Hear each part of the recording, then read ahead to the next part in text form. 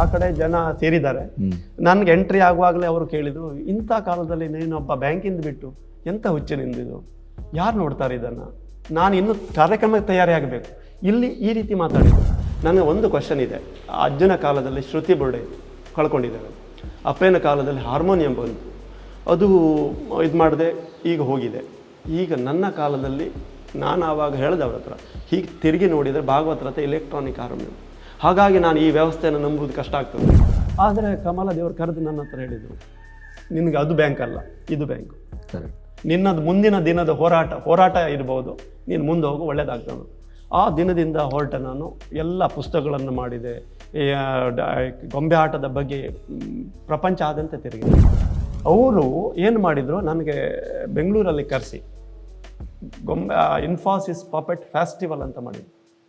Very good. ಯಾರು? ಇನ್ಫೋಸಿಸ್ಸಿನ ಕರೆದು ನನಗೆ ಆ ದಿನ ನನಗೆ ತಂದೆಯವರ ಟ್ರೀಟ್ಮೆಂಟಿಗೆ ಅನ್ನುವುದಕ್ಕಾಗಿ ಹಣ ಕೊಟ್ಟರು.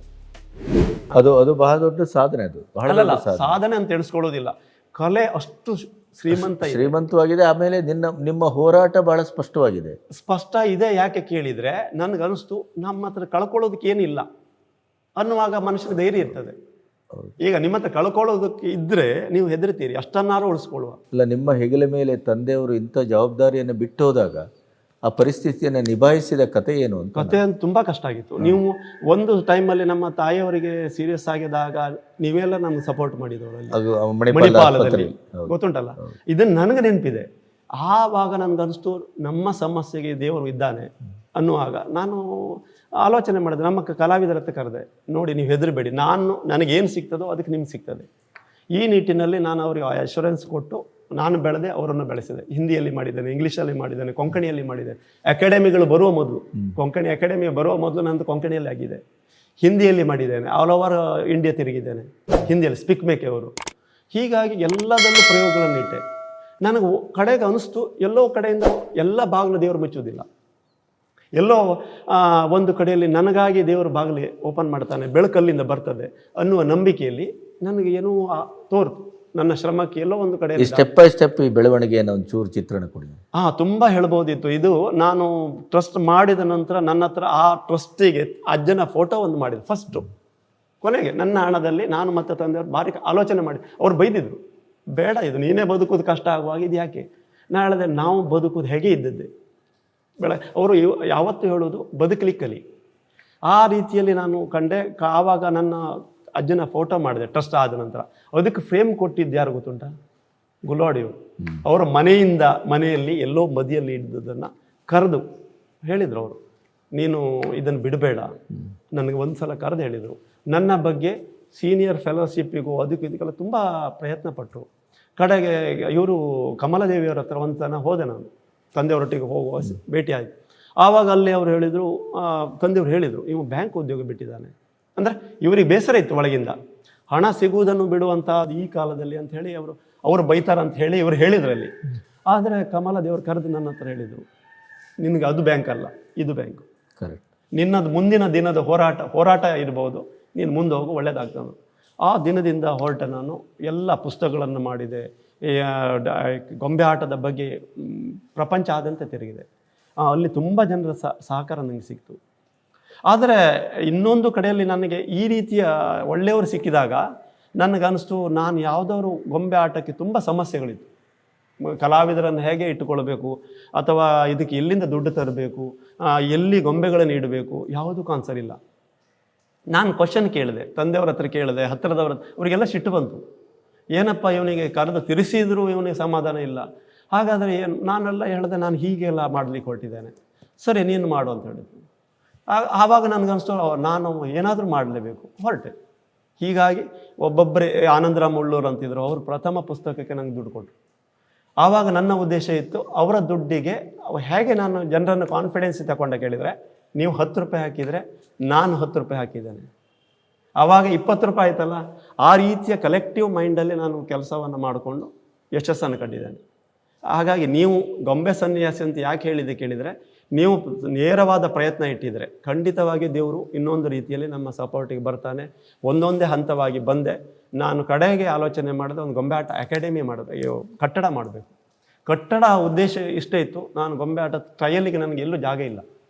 ಇಷ್ಟು ನಾನು ಯಾವುದೋ ದೇವಸ್ಥಾನದಲ್ಲಿ ಯಾವುದೋ ಹಾಲಿನಲ್ಲಿ ಹೋಗಿ ಅವರಿಗೆ ಉಪದ್ರ ಕೊಟ್ಟು ನಾನು ಟ್ರಯಲ್ ಮಾಡಬೇಕು. ಹಾಗಾಗಿ ಈ ಕಲ್ಪನೆ ಇಟ್ಟೆ, ಒಂದು ಮಾಡೆಲನ್ನು ಮಾಡಿದೆ, ಜನರ ಮುಂದೆ ಹೋದೆ, ಪ್ಯಾಂಪ್ಲೆಟ್ಗಳನ್ನು ತಂದೆ. ಆವಾಗ ಕೆಲವರೆಲ್ಲ ಸಪೋರ್ಟಿಗೆ ಬಂದರು. ಹೀಗೆ ಒಂದೊಂದು ಹಂತವಾಗಿ ನಾನು ಬೆಳೀತಾ ನನಗೆ ಗೊಂಬೆಗಳು ಹೇಳ್ತು, ನಿನಗೊಂದು ನ್ಯಾಯ ಇದೆ, ಒಂದು ದಿನ ಒಳ್ಳೆಯ ದಿನ ಬರ್ತದೆ ಅಂತ ಹೇಳಿ ಈ ಮಟ್ಟಕ್ಕೆ ಬಂದೆ. ನೀವು ಇನ್ಫ್ರಾಸ್ಟ್ರಕ್ಚರನ್ನು ಯಾವ ರೀತಿಯಲ್ಲಿ ಸ್ಟಡಿ ಮಾಡಿ ಯಾವ ರೀತಿಯಲ್ಲಿ ರೆಡಿ ಮಾಡಿದ್ರಿ? ನಾನು ಇನ್ಫ್ರಾಸ್ಟ್ರಕ್ಚರನ್ನು ನಾನು ತಿರುಗಾಟ ಅನ್ನೋದು ನನ್ನನ್ನು ಈ ಮಟ್ಟಕ್ಕೆ ಬೆಳೆಸಿದೆ. ನಾನು ಯಾರ ಹತ್ರ ಎಲ್ಲೋ ಪುಸ್ತಕ ಓದಿ ಬೆಳೆದವನಲ್ಲ. ನಾನು ತಿರುಗಾಟ ಮಾಡಿದ್ದೇನೆ, ನಾನು ನೋಡಿದ್ದೇನೆ. ನಾನು ಗ್ರೀಸಿನಲ್ಲಿ ಹಿಡಿದು ನಾನು 25 ಕಂಟ್ರಿ ತಿರುಗಿದ್ದು ಹೆಚ್ಚು ಆಲ್ಮೋಸ್ಟ್.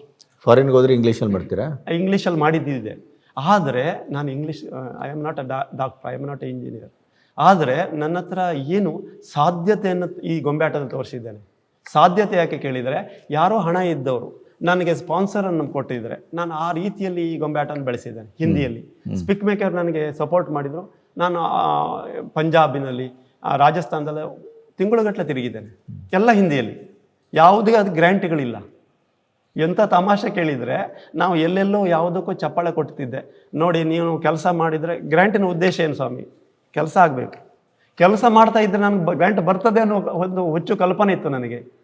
ಕೆಲಸ ಮಾಡ್ತಾ ಹೋದರೆ ಯಾವೊಂದು ದಿನ ಬರ್ತದೆ. ಆದರೆ ಹಾಗಾಗಿಲ್ಲ. ಹಾಗಾದ ನಂತರ ನಾನು ಎಣಿಸ್ಕೊಂಡೆ, ನಾನು ನನ್ನ ಡೆಮೋದಲ್ಲಿ ಹೇಳಿದೆ, ಇದು ಉಳಿಸ್ಲಿಕ್ಕೆ ನನಗೆ ನಿಮ್ಮೆಲ್ಲರ ಸಹಾಯ ಬೇಕು. ಆವಾಗ ನನಗೆ ದೇವರು ಮನುಷ್ಯ ರೂಪದಲ್ಲಿ ಬಂದ. ಒಂದು ದಿನ ನಾನು ಇದೇ ರೀತಿಯಲ್ಲಿ ಹೇಳಿಕೊಳ್ಳುವಾಗ ಆಡಿಯನ್ಸಲ್ಲಿ ಒಬ್ಬರು ಎದ್ದು ಬಂದರು. ನಾನು ಬೆಂಗಳೂರಲ್ಲಿ ಕಾರ್ಯಕ್ರಮಕ್ಕೆ ಹೋಗಿ ತುಂಬ ಜನ ಸೇರಿದರು. ಒಬ್ಬರು ಇಂಜಿನಿಯರ್ ನನ್ನನ್ನು ಕರೆದು ಹೇಳಿದರು, ಮಾತುಗಳ ತುಂಬ ದೊಡ್ಡದಾಗ್ತದೆ ನಿಮಗೆ ಎಲ್ಲ ಹೇಳಿದ್ದು ಮಾತು. ಅಲ್ಲಿ ಕೇಳಿದರು. ಕೇಳುವಾಗ ನಾನು ಅವ್ರ ಇಂಜಿನಿಯರ್ ನನ್ನ ಕರೆದರು, ಯಾಕೆ ಈ ಕಾಲದಲ್ಲಿ ಈ ಗೊಂಬೆ ಆಟ ಇಟ್ಕೊಂಡು ಹೇಗೆ ಬದುಕಿದೆ ಅಂತ.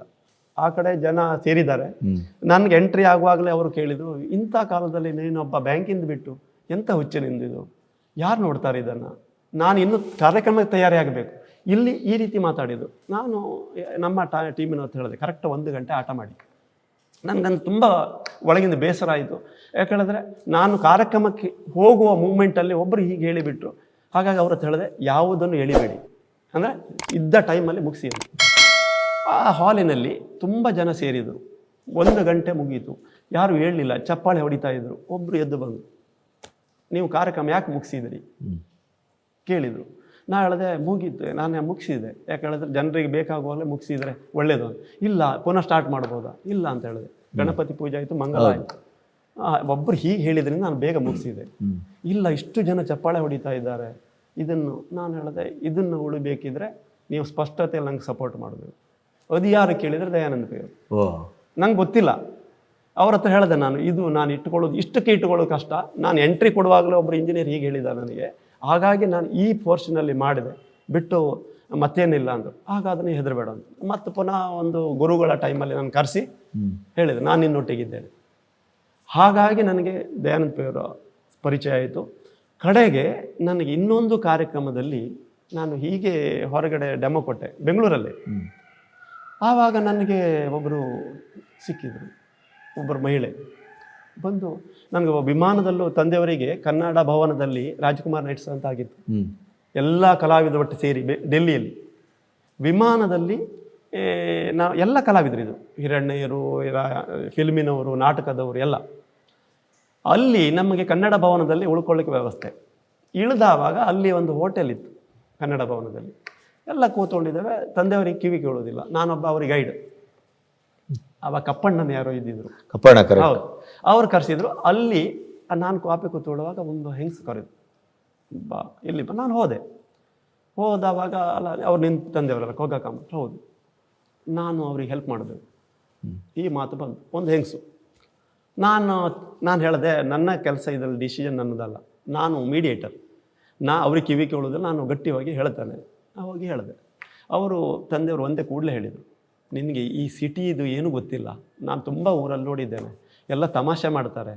ಫಸ್ಟು ಅವ್ರ ಹತ್ರ ಹೋಗಿ ಕೇಳು, ನನ್ನ ಕಾರ್ಯಕ್ರಮ ಅವ್ರು ನೋಡಿದಾರ ಅಂತ. ನಾನು ಹಾಗೆ ಹೋಗಿ ಕೇಳಿದೆ, ನೀವು ಕಾರ್ಯಕ್ರಮ ನೋಡಿ? ಅಲ್ಲಿ ಗೊತ್ತಿದೆ ನನಗೆ ಅವರು. ಹಾಗಾದ್ರೆ ಕಾರ್ಯಕ್ರಮ ನೋಡಿದೆ, ನಾನು ದುಡ್ಡು ತಗೊಳ್ಳೋದಿಲ್ಲ ಅಂತ ತಂದೆಯವರು. ಅದನ್ನೇ ಹೇಳಿದೆ. ಆವಾಗ ಹತ್ತಿರ ಕೂತ್ಕೊಂಡವರು, ನಾನು ಇವರೆಲ್ಲ ಇದ್ದಿದ್ರು, ಯಾರು ಗಂಗೂಬಾಯಿ ಹಾನಗಲ್ಲು ಅವರೆಲ್ಲರೂ ಇದ್ದರು. ಅವರು ನಾನು ಕರೆದು ಕೇಳಿದರು, ಕಾಮತ್ರ ಯಾಕೆ ಹೀಗೆ ಹೇಳಿದೆ? ನಾನು ಹೇಳಿದೆ ತಂದೆಯವ್ರು ಹೇಳಿದ್ದನ್ನು ಹೇಳಿದೆ, ನನ್ನದು ಮಧ್ಯ ಅಸ್ತಿತ್ವ ಇಲ್ಲ ನನಗೆ ಇಲ್ಲಿ. ಅವ್ರು ಏನು ಹೇಳ್ತಾರೋ ಅವರಿಗೆ ಇಲ್ಲ, ಅವರು ಸುಧಾಮೂರ್ತಿಯವರು. ನನಗೆ ಆಶ್ಚರ್ಯ ಅನ್ನಿಸ್ತು. ಅಲ್ಲಿದ್ದರು ಬೈದರು ನನಗೆ, ಎಲ್ಲರೂ ಕೇಳ್ತಾರೆ. ನಾನು ಹೇಳಿದೆ ತಂದೆಯವ್ರು ಹೇಳಿದ್ದನ್ನು ಹೇಳೋದು ನನ್ನ ಕೆಲಸ ಬಿಟ್ಟು ಆವಾಗ ನನಗೇನು ಕಲ್ಪನೆ ಇಲ್ಲ ಸುಧಾಮೂರ್ತಿಯವರು ಯಾರು ಅಂತ. ಹೀಗಾಗಿ ನನಗೆ ಅವ್ರು ಬಂದ ನಂತರ ಅವ್ರಿಗೆ ಪ್ಯಾರಾಲಿಸಿಸ್ ಆಯಿತು. ಅವರು ಏನು ಮಾಡಿದರು, ನನಗೆ ಬೆಂಗಳೂರಲ್ಲಿ ಕರೆಸಿ ಇನ್ಫೋಸಿಸ್ ಪಪೆಟ್ ಫೆಸ್ಟಿವಲ್ ಅಂತ ಮಾಡಿದ್ರು. Very good. ಯಾರು? ಇನ್ಫೋಸಿಸ್ನವರು ಕರೆದು ನನಗೆ ಆ ದಿನ ನನಗೆ ತಂದೆಯವರ ಟ್ರೀಟ್ಮೆಂಟಿಗೆ ಅನ್ನುವುದಕ್ಕಾಗಿ ಹಣ ಕೊಟ್ಟರು.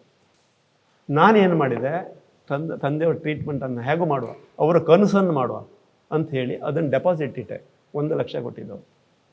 ಡೆಪಾಸಿಟ್ ಇಟ್ಟು ಅದರ ಇಂಟ್ರೆಸ್ಟಿನಲ್ಲಿ ನಾನು ಇದಕ್ಕೆ ಒಂದಿಷ್ಟು ಆಕಾರ ಕೊಟ್ಟೆ. ಪ್ಯಾಂಪ್ಲೆಟ್ಗಳನ್ನು ತಂದೆ. ಅದನ್ನು ಅವರು ಅಬ್ಸರ್ವ್ ಮಾಡಿದರು ಇಬ್ಬರು. ಒಂದು ಸಲ ಈ ಇನ್ನೊಂದು ಹಂತಕ್ಕೆ ಹೋಗುವುದಿದ್ರೆ, ಕಟ್ಟಡ ಹೇಗಾಯಿತು ಅನ್ನೋದಕ್ಕೆ ನಾನು ಹೇಳೋದಿದ್ರೆ, ನಾನು ದೊಡ್ಡ ಕಲ್ಪನೆ ಇಟ್ಟೆ. ಜಾಗ ಎಲ್ಲಿ ಅಂತ ಗೊತ್ತಿಲ್ಲ, ಹಣ ಕೊಡೋರು ಯಾರಂತ ಗೊತ್ತಿಲ್ಲ. ನಾನು ಮಣಿಪಾಲಕ್ಕೆ ಹೋದೆ. ಅಲ್ಲಿ ಮಾಧವರಾಯ ಕಾಮತ್ ಅಂತಿದ್ರು. ಅಲ್ಲಿ ಅವ್ರ ಹತ್ರ ಒಂದು ಕೇಳಿದೆ. ಅವರು ಕೇಳಿದ್ರೆ 1 ಎಕರೆಗೆ 1 ಪ್ರಾಜೆಕ್ಟ್. ತಮಾಷೆ ಆಗಿತ್ತು. ನಂದು ಏನು ಹೋಗುವುದೇನಿದೆ, ನಾನು ಒಳ್ಳೆ ಕಲ್ಪನೆ ಹೇಳಿದೆ, ನೋಡಿ ಹೀಗೆಲ್ಲ ವಿಷಯ ಇರಬೇಕು, ಒಂದು ಕಟ್ಟಡ ಆಗಬೇಕು. ನಾನು ಕಡೆಗೆ ಹೇಳಿದೆ, ನಿಮ್ಗೆ ದುಡ್ಡು ಕೊಡ್ತೇನೆ ಬಿಟ್ಟು ನೀವು ಬೇರೆ ಏನೂ ಕ್ವಶನ್ ಹಾಕಬಾರ್ದು. ಜಾಗ ಕೇಳ್ತಾರೆ ಅವರು, ಬಿಲ್ಡಿಂಗ್ ಮಾಡೋರು ಯಾರು ಕೇಳ್ತಾರೆ, ಅದು ಯಾರು ಕೇಳ್ತಾರೆ, ಇದೆ ನನ್ನದಂತ ಏನೂ ಇಲ್ಲ, ನಾನು ಅದನ್ನು ನಿಮ್ಗೆ ಈಗ ಹೇಳಲಿಕ್ಕೆ ಆಗೋದಿಲ್ಲ, ಮಾಡಿಕೊಡಿ, ನಿಮಗೆ ಪೇಮೆಂಟ್ ಕೊಡೋದು. ಸರಿ, ಅಲ್ಲಿಂದ ಮಾಡಿದೆ. ಅದು ಆ ಕಟ್ಟಡ ಬಂದ ಥರ ಆಯಿತು. ಕಡೆಗೆ ನಾನು ಇನ್ನೊಬ್ಬರು ಪೈ ಅವರಿದ್ದಾರೆ, ಆರ್ಕಿಟೆಕ್ಟ್, ಅವರ ಹೆಸರು ಹರೀಶ್ ಪೈ. ಅವರಿಂದ ಅದು ಒಳ್ಳೆ ಪ್ರಾಜೆಕ್ಟ್ ಮಾಡಿಸ್ಕೊಂಡು ಹೋದ ನಂತರ ಬಿಲ್ಡಿಂಗ್ ಆಗಬೇಕಲ್ಲ, ಯಾರಿದ್ದಾರೆ, ಅದು ಇನ್ನು ಕ್ರೋರ್ಸ್ ಅನ್ನುವಾಗ ನನಗೆ ಒಂದು ದಿನ ನನಗೆ ಕಾರ್ಯಕ್ರಮದಲ್ಲಿ ದಯಾನಂದ ಪೈ ಅವರು ಕರೆದ್ರು ಸ್ವಾಮಿಯವರ ಮುಂದೆ. ಸ್ವಾಮಿಯವರು ಹೇಳಿದರು, ಇದನ್ನು ಉಳಿಸ್ಬೇಕು ನೀವು ಕಾಶಿ ಮಠದಲ್ಲಿ. ಆವಾಗ ದಯಾನಂದ ಪೈ ಹೇಳಿದ್ರು, ಇಲ್ಲ ನಿನಗೆ ಇನ್ನೊಂದು ಅವಕಾಶ ಕೊಡ್ತೇನೆ ಅಂತ ಹೇಳಿ ಯೂನಿವರ್ಸಿಟಿಯಲ್ಲಿ ಅವರು ಸತೀಶ್ ಪೈ ದಯಾನಂದ ಪೈ ಇದು ಕೇಂದ್ರ ಮಾಡಿದರು, ಯಕ್ಷಗಾನ ಕೇಂದ್ರ, ಎಲ್ಲಿ ಮಂಗಳೂರು ಯೂನಿವರ್ಸಿಟಿಯಲ್ಲಿ. ಆ ಟೈಮಲ್ಲಿ ನನ್ನನ್ನು ಕರೆದರು. ಇದೊಂದು ತಮಾಷೆ ಇತ್ತು. ಆವಾಗ ನಾನಲ್ಲಿ ಎಲ್ಲರ ಮುಂದೆ ಎಲ್ಲ ಗಣ್ಯರಿದ್ದರು, ಎಲ್ಲ ಡೆಲಿಗೇಟ್ಸ್, ಶಂಭು ಹೆಗ್ಡೆಯವರು, ML ಸಾಮಗರು, ಪ್ರಭಾಕರ್ ಜೋಶಿ ಅವರು ಎಲ್ಲರೂ ಇದ್ದರು. ಅಲ್ಲಿ ಯಕ್ಷಗಾನಕ್ಕೆ ಸಂಬಂಧಪಟ್ಟವರು, ಎಜುಕೇಷನ್, ಅವರೇನೋ ಒಂದೆಲ್ಲ ಅನೌನ್ಸ್ ಮಾಡಿದರು ಅಲ್ಲಿ ಇದಕ್ಕೆ ಕೇಂದ್ರಕ್ಕೆ. ಆವಾಗ ಎಲ್ಲರೂ ಮಾತಾಡಿದ್ರೆ ಮುಗೀತು. ಯಾಕಂದರೆ ದುಡ್ಡಿದ ವ್ಯವಹಾರ ಆಯಿತು, ಕಾಫಿ ಟಿಫಿನ್ ಆಯಿತು, ಎಲ್ಲ ಶಂಭು ಹೆಗ್ಡೆಯವರು ಇದ್ದರು. ಮುಗೀತು. ನಾನು ಎದ್ದೆ, ಯಾಕಂದ್ರೆ ನನ್ನ ಕೆಲಸ ಏನಿಲ್ಲ, ನನಗೇನು ಗೊತ್ತಿಲ್ಲ ಇತ್ತು. ಆ ಕಡೆ ದಯಾನಂದ ಪೈರು ಇಲ್ಲ ಅವರೊಂದು ಮಾತಾಡಬೇಕು ಅಂತ ನನ್ನ ಹತ್ರ. ಆವಾಗ ನನಗೆ ಕಷ್ಟ ಅನಿಸ್ತು. ನಾನು ಹೇಳೋದು, ಇಷ್ಟು ಜನ ಇದ್ದಾರೆ, ಎಲ್ಲ ಡೆಲಿಗೇಟ್ಸ್, ಎಲ್ಲ ಎಕ್ಸ್ಪರ್ಟ್, ನಾನು ಏನು ಹೇಳಲಿ? ನಾನು ನೇರವಾಗಿ ಆಸೆ ಬಿಟ್ಟಿದ್ದೇನೆ. ಯಾಕೆ ಹೇಳಿದ್ರೆ ಯಾರು ಏನು ಮಾಡ್ತಾರೆ ನಂಗೆ ಗೊತ್ತಿಲ್ಲ. ಡೈರೆಕ್ಟ್ ಕೇಳಿದ್ರು ಅವರು, ವೈಸ್ ಚಾನ್ಸಲರ್ ಮುಗಿಸುವ ಅಂದರೆ ಮುಗೀತು ಟೈಮು ಅನ್ನುವಾಗ ನಾನು ಹೇಳಿದೆ, ನಾನು ಹೇಳೋದು ಕಷ್ಟ ಆಗ್ತದೆ ನನಗೆ ಈಗ.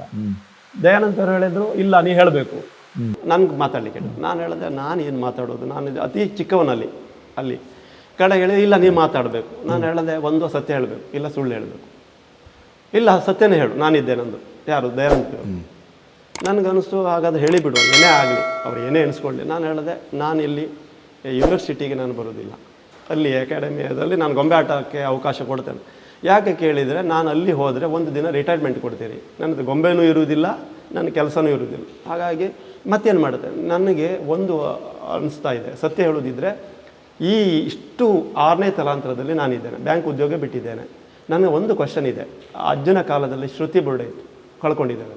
ಅಪ್ಪನ ಕಾಲದಲ್ಲಿ ಹಾರ್ಮೋನಿಯಂ ಬಂತು, ಅದು ಇದು ಮಾಡಿದೆ, ಈಗ ಹೋಗಿದೆ. ಈಗ ನನ್ನ ಕಾಲದಲ್ಲಿ ನಾನು ಆವಾಗ ಹೇಳಿದೆ ಅವ್ರ ಹತ್ರ, ಹೀಗೆ ತಿರುಗಿ ನೋಡಿದರೆ ಭಾಗವತರ ಹತ್ರ ಎಲೆಕ್ಟ್ರಾನಿಕ್ ಹಾರ್ಮೋನಿಯಂ. ಹಾಗಾಗಿ ನಾನು ಈ ವ್ಯವಸ್ಥೆಯನ್ನು ನಂಬುವುದು ಕಷ್ಟ ಆಗ್ತದೆ. ನೀವು ನಾನು ಮಾಡೋದಿದ್ದರೆ ನನ್ನ ಊರಿನಲ್ಲಿ ನನ್ನ ಹಿರಿಯರ ನೆನಪಿಗೋಸ್ಕರ ಒಂದು ಜಾಗ ಮಾಡಿ ಇಟ್ಟೋಗ್ತೇನೆ, ನನಗೆ ಬೇರೆ ಏನೂ ಆಸೆ ಇಲ್ಲ, ನಾನಿದ್ದೇನೆ. ಅಲ್ಲಿದ್ದವರೆಲ್ಲ ಅವ್ರು ಸ್ವಲ್ಪ ಕಷ್ಟ ಅನಿಸ್ತು. ನಾನು ನೇರವಾಗಿ ಹೇಳಿದೆ, ಇವರು ಇಷ್ಟು ಎಕ್ಸ್ಪರ್ಟ್ ಇದ್ದಾರೆ, ಒಬ್ಬ 6ನೇ ತಲಾಂತರದ ಒಬ್ಬ ಕಲಾವಿದನಿಗೆ ಆನ್ಸರ್ ಕೊಡಬೇಕು. ಕಾಮತ್ರು ಇಂಗ್ಲೆಂಡಿಗೆ ಹೋದರು, ಅವರಿಗೆ ಆ ಪ್ರಶಸ್ತಿ ಅದೆಲ್ಲ ಅಲ್ಲ, ಅದು ವೈಯಕ್ತಿಕ. ಆದರೆ ಒಂದು ಸಂಸ್ಥೆ ಒಂದು 6ನೇ ತಲಾಂತರದ ಕಲೆಯನ್ನು ನಾವು ಇಟ್ಕೊಳ್ಬೇಕಿದ್ರೆ ನಿಮಗೆ ಮನೆ ಗಟ್ಟಿ ಇಲ್ಲದೇ ಇದ್ದರೆ ನೀವು ಹೇಗೆ ಬೆಳಿತೀರಿ? ಈ ಕಲ್ಪನೆ ನನ್ನ ಹತ್ರ ಸ್ಪಷ್ಟತೆ ಇತ್ತು, ಕೇಳದೆ. ಕಡೆಗೆ ಅಲ್ಲಿ ಇದ್ದವರಿಗೆ ಬೇಸರ ಆದರೂ ನನಗೆ ತೊಂದರೆ ಇಲ್ಲ. ಆ ದಿನದಿಂದ ನಾನು ಶುರು ಮಾಡಿದೆ. ನಾನು ಏನು ಹೇಳಬೇಕು ಸ್ಟೇಜಿನಲ್ಲಿ ಗೆಜ್ಜೆ ಕಟ್ಟಿದ ನಂತರ ಅದರಲ್ಲಿ ನನಗೆ ನಿಮಗೆ ಯಾವ ನಿರೀಕ್ಷೆನೂ ಇಲ್ಲ. ನಾನು ಗೊಂಬೆ ಸನ್ಯಾಸಿ. ಯಾವುದರಿಂದ ಡಿಲೀಟ್ ಮಾಡ್ತೇನೆ, ಓಕೆ, ಯಾವುದನ್ನು ಕೊಡ್ತೀರಿ ಈ ಥಿಯೇಟ್ರಲ್ಲಿ ಇನ್ನು ಕಲೆಕ್ಟಿವ್ ಆಗಿ ಎಲ್ಲ ವಿಷಯದಲ್ಲೂ ನನ್ನ ಶ್ರಮ ಇದೆ, ಎಲ್ಲ ವಿಷಯದಲ್ಲೂ ನನ್ನ ಸ್ವಲ್ಪ ಆದ ಹಣ ಇದೆ. ಹಾಗೆ ಕಲೆಕ್ಟಿವ್ ಆಗಿ ಬೆಳೆದೆ. ನನಗೆ ಸುಧಾಮೂರ್ತಿಯವರು ಕೂಡಲೇ ಕರೆದು ಹೇಳಿದ್ರು, ನೀನು ಹೇಗೆ ಬಂದಿದೆ ಒಂದು ಕಾರ್ಯಕ್ರಮದಲ್ಲಿ. ದಯಾನಂದ ಹೀಗೆ ಹೇಳಿದ್ರಲ್ಲ, ನಾನು ನಿಮಗೆ ಥಿಯೇಟ್ರ್ ಮಾಡ್ತೀನಿ. ಒಂದು ದಿನ ಕಾರ್ಯಕ್ರಮ ಕರೆದ್ರು. ಆವಾಗ ಸುಧಾಮೂರ್ತಿಯವ್ರಿಗೆ ಗೊತ್ತಾಯಿತು ಈ ವ್ಯಕ್ತಿ ಒಂದು ರೀತಿ ವಿಚಿತ್ರ ಇದ್ದಾನೆ ಅಂಥೇಳಿ ಕರೆದು ಕೇಳಿದ್ರೆ, ನೀ ಹೇಗೆ ಬಂದೆ? ನಾನು ವೆಹಿಕಲಲ್ಲಿ ಬಂದೆ. ಅಲ್ಲ, ನೀನು ಪೂರೈಸ್ತದ ಈ ಬೆಂಗಳೂರಿಂದ ಬಂದು ನೀನು ಒಂದು ಕಾರ್ಯಕ್ರಮ ಮಾಡಿ ಹೋಗ್ತೀನಿ. ನಾಳೆ ಅದು ಪೂರೈಸ್ತದ ಅಂತ ಹೇಳಿದ್ರೆ ಲೈಫೇ ನನಗೆ ಇದರಲ್ಲಿ ಏನೂ ಇಲ್ಲ. ಹಾಗಾಗಿ ನನಗಿದು ಮೀನಿಂಗ್ಲೆಸ್. ಆದರೆ ನನಗೆಲ್ಲ ಗೌರವ ಕೊಟ್ಟಿದೆ, ನಿಮ್ಮ ಪರಿಚಯ ಆಗಿದೆ, ಹಾಗಾಗಿ ನಾನು ಇದು ಮಾಡ್ತಾಯಿದ್ದೆ. ಆದರೆ ನೀವು ವೆಹಿಕಲ್ ಯಾಕೆ ತಗೊಳ್ಬಾರ್ದು? ನಿಜವಾಗಿ ಹೇಳ್ತೇನೆ, ಆ ದಿನ ಬಸ್ಸಿಗೆ ಎಷ್ಟು ಟೈರ್ ಇದೆ, ಏನು ವೆಹಿಕಲ್ ನನಗೆ ಗೊತ್ತಿಲ್ಲ. ನಾನು ಬಾಡಿಗೆ ಕೊಡ್ತಾಯಿದ್ದೆ, ತುಂಬ ತಿರುಗಾಟ ಮಾಡ್ತಿದ್ದೆ. ಕೂಡಲೇ ತಗೊಳ್ಳೋ ಅಂತ ನನಗೆ 5 ಲಕ್ಷದ ಚೆಕ್ ಕಳಿಸಿದ್ದು ಸುಧಾಮೂರ್ತಿ.